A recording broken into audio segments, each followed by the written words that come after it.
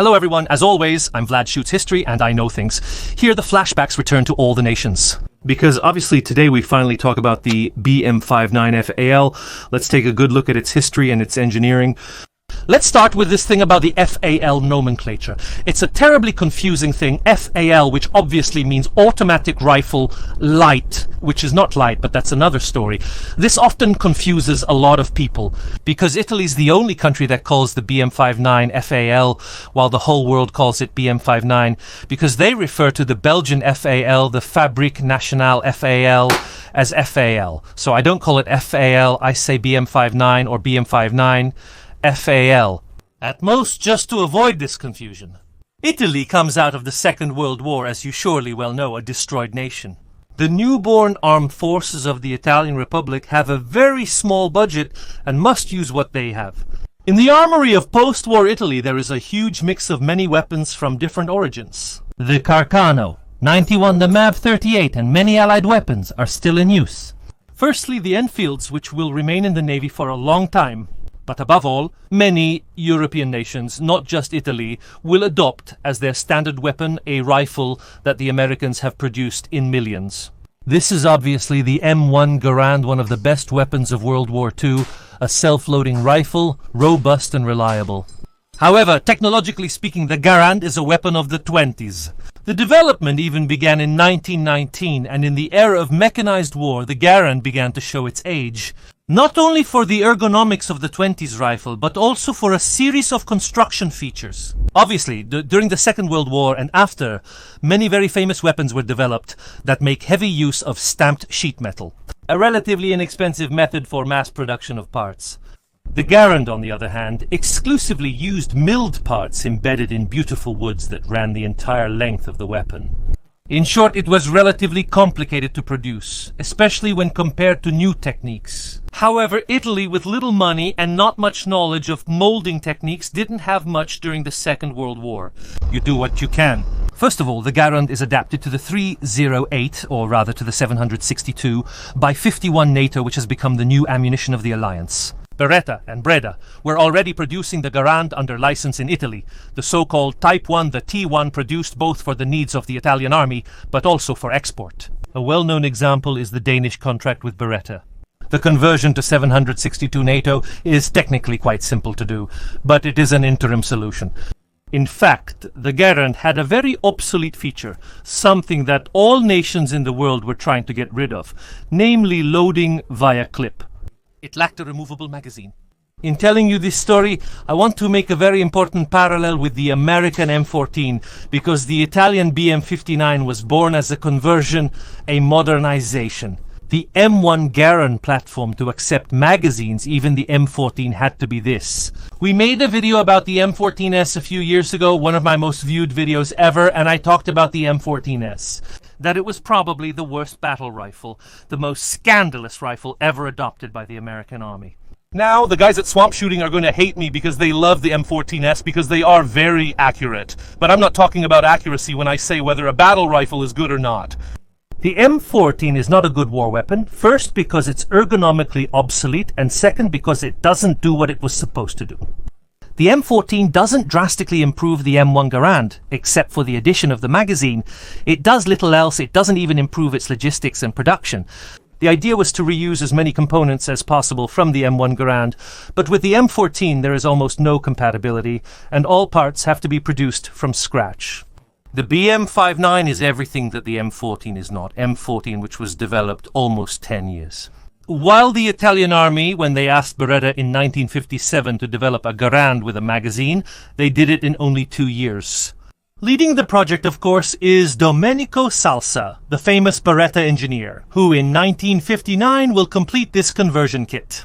Because the great genius of the BM-Five-Nine, which can indeed be built from scratch, but is also a conversion, you can physically take Garand and convert them into BM-Five-Nine, something the M14 cannot do. And here's the great genius, the great savings that the Italians have, the first goal that the Italians achieved, which the Americans have not achieved. But in addition to this, the BM-Five-Nine adds other features, adds 2 very important accessories, a great so-called tricompensator. What does it do? We will see it up close later on. And a bipod, a very useful accessory. We will also see this exactly when we zoom in on the weapon. The Army likes it, and it is officially adopted in 1960. Production starts, and the very first units to receive it get it in 1962. It will remain the standard weapon of the Italian Army until in 1990 the replacement with the R7090 will begin, also a weapon that we have seen on the channel. So let's move the camera, take a close look at the B-M-Five-Nine, and then of course we take it for a nice fire test. First of all, as you can see, quite evidently, this B-M-Five-Nine has been demilitarized by the Carabinieri. Here it has kept the original label, also because it is a piece of history anyway. Let's take a good look at the details of the Italian FAL and see first of all how it is different from the Garand.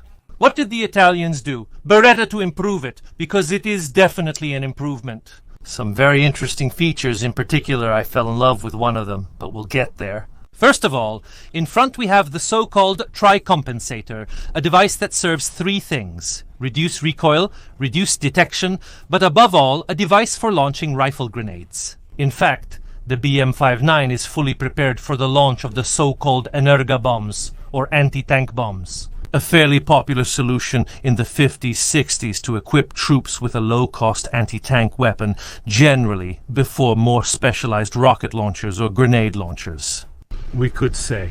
So, obviously the grenade was inserted into this socket. Unfortunately, what's missing is the demilitarization, the weapon's elevation, which was also entirely used to remove the gas from the system. Otherwise, it would have been a problem for the weapon to function properly. We then have one of the most interesting things in a long weapon, one of the best accessories that exist. Obviously, we're talking about the extremely useful bipod, which we can simply fold up and move enough from the ground. As we'll see during the fire test, it's very comfortable. Rarely are there accessories more useful than the bipods themselves. Going back, we find in part the same gas system that is on the Garand and almost the same woods that we have on the Garand. Also because the stock, which we'll see a bit further back, adds another element, specifically for the launch of grenades. We have a point for the belt. The belt itself, which is again identical to that of the Garand on the left side. We start to notice the first changes. First of all, we have the selector, obviously this demilitarized weapon. Here the selector does absolutely nothing, but we have automatic fire and we have the safety. A very smart use of already original parts of the Garand, which, as we have seen, the B-M-Five-Nine exploits the maximum of already existing parts. It's this button. This button normally serves to remove the clips in the M1 Garand, while for the B-M-Five-Nine. As you see, with an empty magazine, this piece pops out. We can press it to close the shutter. So, a very smart use of a part of a mealing that is already present on the castle of the weapon. As you can see, it's an interesting thing that we now refer to the magazines, but there's also a guide for the clips. Because even from the Italian Army manual, you could load the magazine in two ways. The normal one, indeed, is to put the rounds in the magazine. On the firing line, however, and only on the firing line, it is specified that you can load the weapon simply by leaving the bolt open and inserting the clips, in this case 4 clips of 5 rounds each. And here's the most fascinating aspect of this weapon, which I adore. You nations have been incredibly fortunate. The magazine is one of the best magazines I've ever seen. First, it's an extremely solid magazine. It's a bit heavy for what it is, but this stuff here doesn't get destroyed and doesn't bend. I mean, this is a magazine like Christ commands, really, really, really very solid. And it's not at all a feature to underestimate. Second thing, in theory, it's a nose-in-the-rock-back magazine, which is inserted with the tip in front and then put in position, like for example in a Kalashnikov. But look here, I don't know if you can see with the light, but here, let's say the tooth where it hooks on, I don't know how much you can see. It has a small spring. What happens? This charger can be inserted haphazardly. That spring and that ramp will guide the charger into the correct position every time. It's a very easy charger to insert. It comes present, guided, and takes advantage of the best of both worlds. Because we have nose-in-rock-back chargers, which are very solid in their planting, as they plant inside the weapon, and therefore are very reliable for military use. The advantage of the chargers instead inserted vertically, as for example in the R-15 system, which are generally faster to operate, but not always so solidly held inside the weapon. The B-M-Five-Nine has the best of both worlds. It's very easy to insert the magazine because it's guided by this thing, I swear. I've never had a magazine so easy to insert. You literally just put it in the general direction of the opening, which is bigger than the magazine itself. Push it and it snaps in. It's amazing. I can't stress enough. I'm in love. I'm in love with this magazine. The design for the attachment of this magazine is something that is brilliant. Really, really brilliant. And it's clearly superior to the M14 from this point of view in use. Let me do this thing again because I enjoy it. Just push it like this, like this. It's an ideal macro movement for poorly trained troops or under the stress of battle. It takes the best of both systems to insert the magazines. Really complements to Salsa and Beretta itself. Going back, we have the sighting devices. A fantastic sight, very visible, but also very precise. Obviously, it can be adjusted in elevation and drift. The stock is kept with the Garand, with the semi-pistol grip. This is perhaps a somewhat obsolete part of the weapon. Frankly, true pistol grips are much more comfortable in handling the weapon. We notice a rubber reinforcement on the stock. It's not so much for when you fire normal shots. This was specifically made for when you launch. The grenades, because the grenades have a really terrible recoil, and this is to dampen the recoil. I'll show you a couple more things. On the right side of the weapon, we have, first of all, as in the Garand, quite visible the rod that goes to operate the weapon. Obviously, we have the loading handle and the bolt itself. We will soon disassemble everything to see it in detail, as you see the cocking rod. However, we also have another couple of interesting features. The cocked hammer safety, we can engage or disengage the safety. Then we have what is called the winter trigger, which is this lever that is lowered and actually works as a trigger. It is called a winter trigger. Even though the main use, according to the Italian Army's manual for the B-M-Five-Nine FAL, is not so much in winter, but with grenades, with the famous Nerga grenades that have such a strong recoil that if I press the trigger, normally the weapon recoils on my finger. And there have been cases of people getting hurt during the testing of these grenades. So, using the trigger to hibernate, which in reality the trigger is more likely for the launch of the grenades. I don't have anything that cuts my finger off. And so the use is much more comfortable. It's clearly written in black and white in the manual to use this trigger during the use of grenades. The disassembly of the weapon is very similar to that of the M1 Garand, or for that matter the M14. I'm sure that for the disassembly of the weapon, some former soldier will know how to do it. In 10 seconds, I'm a bit slower. We pull back the trigger bridge. It's better to do this with the hammer cocked, because this movement will, in reality, if you don't have the hammer cocked, cock the hammer. So remember to leave the hammer cocked. In this way, we can very easily go to remove the entire trigger group. We can thus remove the action from the weapon's wood, which leaves us with the action of the weapon itself. From here, to dismantle the gas system, we will need a wrench. But we can pull back the rod here with the recoil spring, get it out, rod, guide, spring, and recoil spring. In this way, we can make the bolt retreat, making it go further back than necessary. The gas piston can be removed a bit clumsily in 2 parts, removed.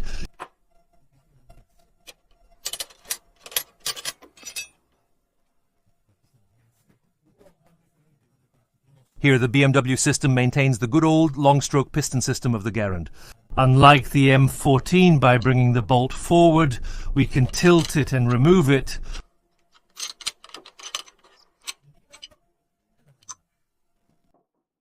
As you can see, it's very similar to the M1 Garand's bolt. Here too, there are no surprises, for example. In the M14 here, this part is actually replaced by a rotating head to reduce friction. Instead, here the components are kept virtually identical to those of the Garand. We obviously have 2 large symmetrical closure tenons, with this tenon that actually serves as a guide. Here we see the guide, and here obviously most notice the resemblance to the AK-47 system. These are actually derived weapons, both in some ways from the MN Garand. Here the weapon's case, made up of pieces of milled steel, very solid, in some ways obsolete, in an era when many printed parts are starting to be used. This one was produced in 1970 by Beretta X9. It's not a converted one. So, apart from the gas system, we would need a specific tool. This is as far as the field disassembly of the B-M-Five-Nine goes. But you smart ones who are probably watching this video already knew that. We can put the bolt back in again, which needs to go in at a very specific angle right here. Once the bolt is back in place, we can proceed with the cocking rod. Let's remember to insert the second spring guide into its channel, also because it will be otherwise impossible to reassemble it later, so we can put its guide rod here in front. First of all, sorry if you can't see very well, but I'm trying to do it and show you at the same time. Here we have inserted it. Let's make it match perfectly. It sounds like a great poem. Okay, back inside we can then take the spring, the other spring guide on the outside. On the other, insert the spring inside the spring guide, the spring plate spring guide. It is reinserted in its place. You have to struggle a bit. It's not very easy to put it here. There's a bit of the weapon disassembly that, mechanically speaking, a bit of the 20s. We can thus put its woods back.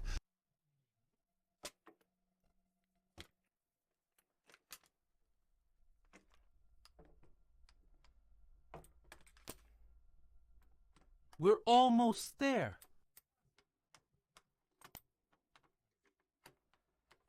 These are certainly not weapons designed for easy disassembly and reassembly, I'll tell you. We insert the magazine. It's fantastic. Here we are with the weapon ready for use again. I hope something was visible on camera.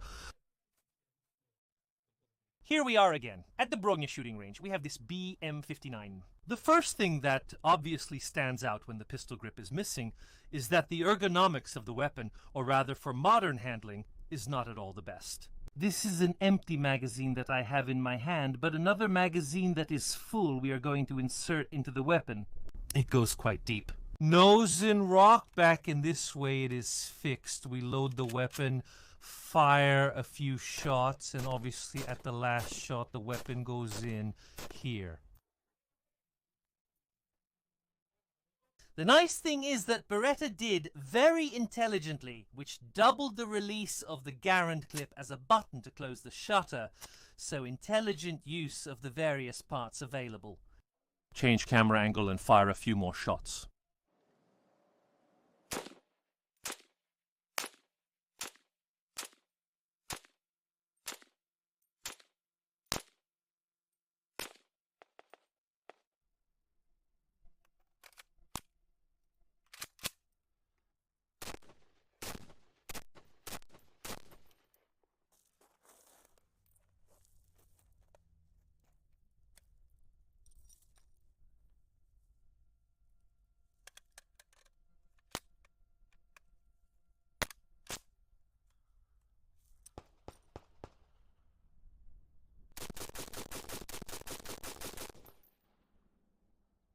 Obviously, from the ground. The weapon is very stable, I must say that. As for the recoil, before we were also discussing it with those guys, that the polygon, the weapon, for being a 308, it recoils more than other 308s. In the sense, it's not strong at all if you're used to the caliber, but for example, trivially, the FAL. I have the impression that it recoils less. We first shot with the STG-57, which is essentially a Swiss 37.5 autocali. No recoil. Recoil doesn't exist. Despite this, it's very easy to handle. And above all, one thing I really like are the sights. The sights are really fantastic. On these weapons, the Americans really got this thing right. I love these American-style sights. That is, there are no better aiming methods when it comes to the weapon's metal sights. Let's try it again.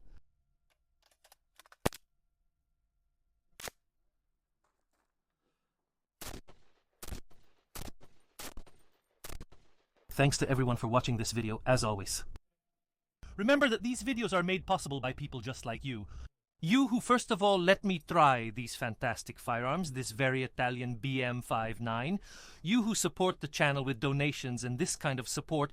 Doing these things is unfortunately not free. And you who support me. Leaving a like, a comment helps the YouTube algorithm a lot. That doesn't love the weapons from me with this wonderful weapon today is everything. We, as always, see you next time.